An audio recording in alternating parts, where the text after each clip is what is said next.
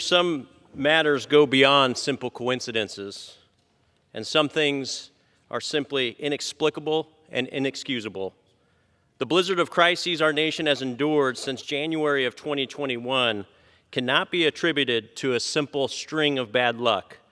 The reality is that these were intentionally induced crises by our elected officials in the White House and in this body. What we have seen in the last year is an unprecedented frontal assault on middle-class Americans and their security.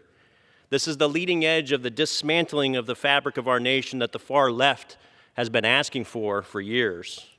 With a slow boil over the last year, our nation has endured record-high crime, record homicide rates, record-high fentanyl deaths, record-high illegal crossings across our borders, record debt, record-high inflation, record-high gas prices.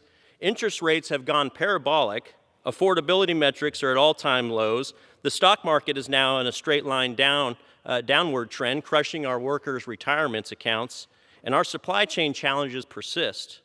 And Madam Speaker, these are just the man-made domestic challenges. On the world stage, our nation is now no longer the sole and preeminent superpower. On the heels of the Afghanistan debacle, in the midst of a national security crisis where we have lost operational control of our southern border, and on the cusp of a recession and more war and conflicts with peer threats like Russia and China, many are looking at the so-called leaders in D.C. as the source of the problem, and with good reason.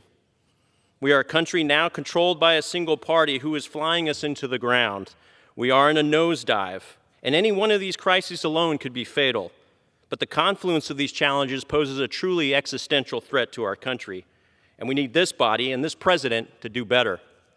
Madam Speaker, I rise today to seek explanations. You see, over the course of the last year, I, along with many Americans, have been scratching our heads, racking our brains as to why this administration is doing certain things. Why does it choose to support those who want to defund the police? Why is this administration so accommodating to China and Iran? Why does it support mayors and district attorneys who give hope to the criminals rather than protecting the victims?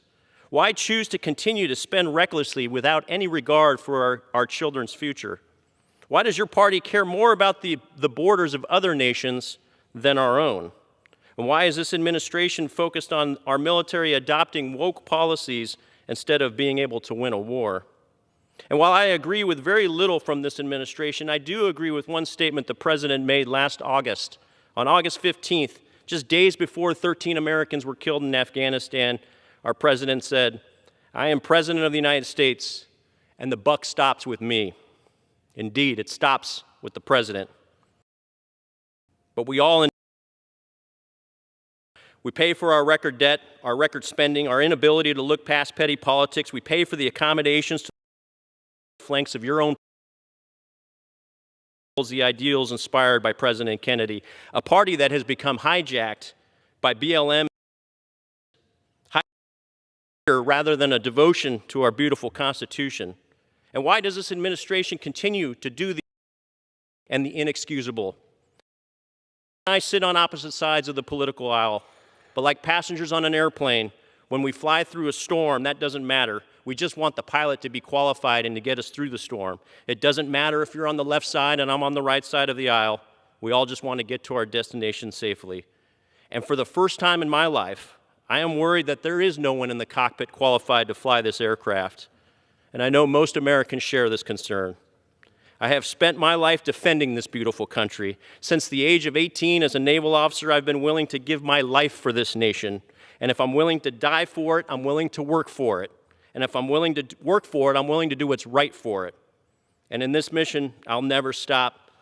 But I expect the same from you, Madam Speaker, and I expect the same from our President. And I can't understand why elected officials would choose to put our country in harm's way. It is only inexplicable and inexcusable. Ours is a nation that deserves to be loved and not intentionally flown into the ground. She is a precious one, Madam Speaker, but she is not invincible. Thank you, Mr. Chairman. Thank you so much. Our former Top Gun Navy pilot did a great job describing our